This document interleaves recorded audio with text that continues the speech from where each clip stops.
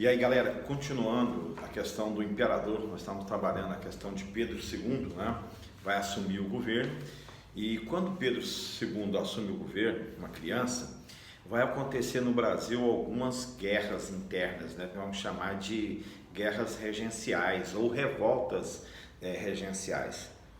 Vamos marcar aqui 3 delas. Nós vamos ter uma com desfecho muito bacana, que é a de Farrapos. Você vai ter uma na Bahia e uma no Pará. E no Pará você vai ter uma contemporânea aqui, que é do Mato Grosso, que é chamada de Rusga, e tá nesse contexto, tá? Vamos juntos então? Quais são as revoltas imperiais? Então, país de dimensão continental, o imperador do Brasil volta para Portugal, deixa uma criança aqui, e os políticos do Rio de Janeiro lutando, né, os dois grupos políticos aí moderados e conservadores e liberais lutando aí para pegar o poder, tomar as regências, e nesse período há então aqui um momento de muitas lutas internas pela dimensão territorial, pelas injustiças, pelas misérias do país.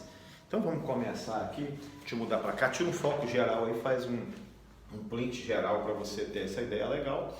E a gente começa aqui então com Belém, tá bom? Estamos juntos? Então a camada que nós vamos trabalhar aqui, ó, vamos comigo aqui, nós vamos trabalhar a primeira revolta, é a cabanagem, tá? Porque Cabanas está ligado à condição paupérrima que tinha o pessoal do Pará. Então o pessoal à beira da floresta, com condição paupérrima da sua casa estrutural. Então nós vamos estar pensando nessa revolta. 35 então, os cabanos se organizam. Vem comigo, você presta atenção que há aqui também uma linha divisória na história. Nós chamamos de linha abissal. O que é isso? Vai ter um conflito aqui, ó, marcante. Como é que é esse conflito, professor? Você vai ter em Belém um grupo de uma elite muito favorável a Portugal. Tanto é que foi a última província que reconheceu a independência do Brasil foi a do Pará, Grão-Pará. Por quê? Porque eles tinham um laço muito forte com Portugal. Era muito forte o comércio entre Belém e Porto. Então, como era muito forte esse laço comercial, muitos portugueses se estabeleceram e passaram a morar em Belém. O grupo forte do exército também brasileiro morava em Belém. Então, aqui era um grupo português muito forte. Tá, quanto a essa elite, que era uma pequena elite, então havia esse abismo social, porque tinha um grupo pequeno, proprietário de terra, os comerciantes, o pessoal do exército brasileiro, e você vai ter então um grupo de indígenas, negros e mestiços. Esses são os cabanos. Então, indígenas, negros e mestiços, cabanos. Os cabanos se revoltam contra essa elite que dominava o Pará então, e vai tomar o Pará em 35. Vai matar o líder, o governador da província. Só que o desfecho, olha aqui embaixo, 5 anos depois da revolta, o desfecho é cruel. 1840, os líderes são mortos e a cidade volta para o domínio imperial. E além disso, você vai ter um saldo de mais de 4.000 mortos, né? Numa província que ficou então semi-destruída, porque você eliminou toda a mão de obra, você eliminou as economias com esse desgaste de 5 anos de guerra e uma morte exagerada, um grupo de mortos exagerado, né? 4.000 pessoas no Pará em 1840 já é um número considerável. Bacana? Bacana não, né? Tenso. Então você vai lembrar disso. Então, o que promove essa cabanagem, então, os cabanos, são um grupo que se levanta contra uma elite nacional para tentar retomar o seu status. Então, aqui, primeira vez na história que o indígena, o negro, o mestiço está fazendo, então, uma revolta. Tá, 1830, no mesmo contexto, você vai ter também na Bahia outra revolta, não é? E aqui está ligado a 2 fatores também. Aqui você vai ter uma linha abissal, que eu disse, entre pobres e ricos, e aqui você vai ter outra linha, uma linha abissal também que dividia. Que linha é essa, professor? Você vai ter um grupo de africanos convertido ao islamismo que gostariam de reivindicar só 2 coisas. Primeiro, olha a coisa básica que eles estão reivindicando. Coisa básica. Eles querem que acabe com a escravatura. Só isso. Dois, eles querem que acabe com a conversão obrigatória ao catolicismo. Então, todo mundo conhece a história do contexto brasileiro, o laço que o Brasil tem com Portugal, o laço religioso, né? E então, aqui eles querem acabar com isso. Desfecho também, da mesma forma, você vai ter um desfecho depois de 5 anos, aqui 5, aqui também 5, o período de guerras. 5 anos depois vai ter um desfecho, mortos e expulsos para a África os líderes, e nada mudou no quadro. A religião continuou sendo católica, a conversão continuou sendo obrigatória até um período maior ainda da história, e assim a vida continua.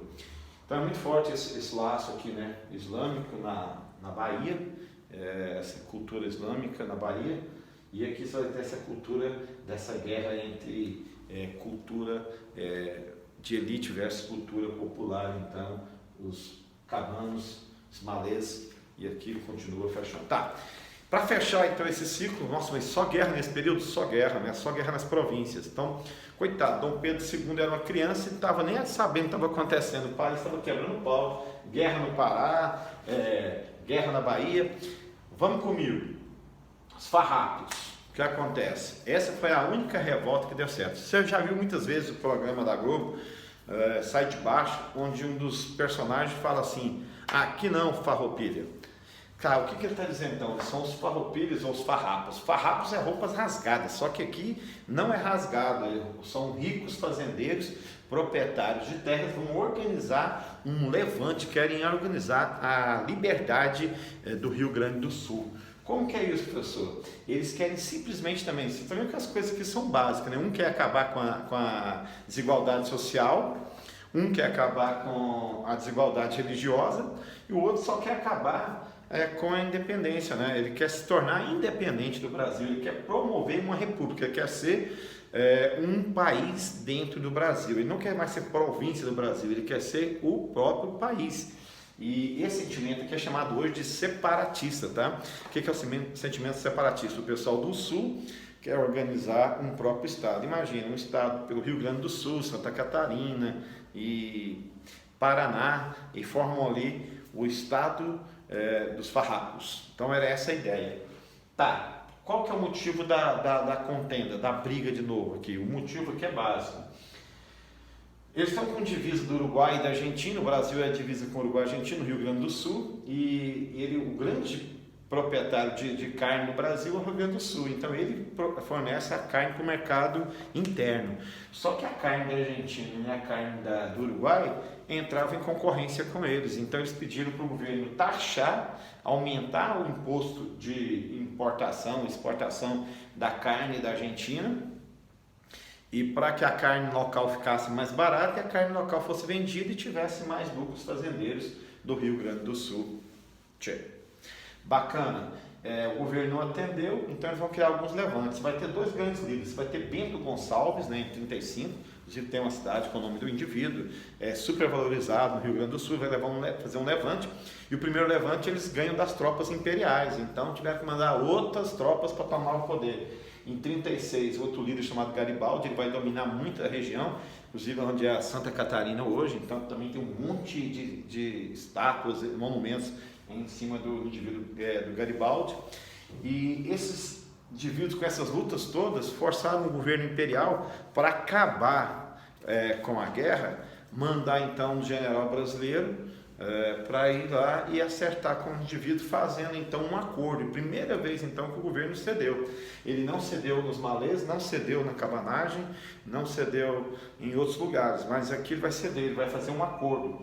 Você vai ter então agora 10 anos de guerra, e no 10º ano de guerra então há um acordo.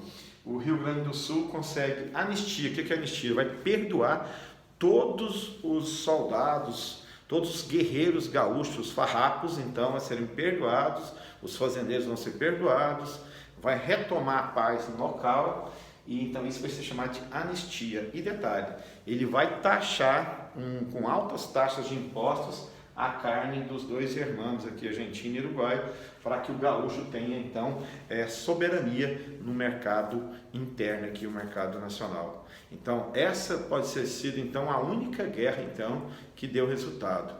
Então, uma guerra organizada por proprietários de terra, ricos proprietários de terra. Proprietários sem propriedade de terras, não deu nada certo no Belém do Pará. Escravos, negros e mestiços africanos aqui também não deu certo, mas no Rio Grande do Sul foi a única revolta que deu certo. Então a gente continua sobre as questões do imperador Dom Pedro II no próximo encontro. Um grande abraço. Então esse é o contexto que o menino pegou, Dom Pedro pegou. Um grande abraço, a gente se encontra na próxima aula. Valeu!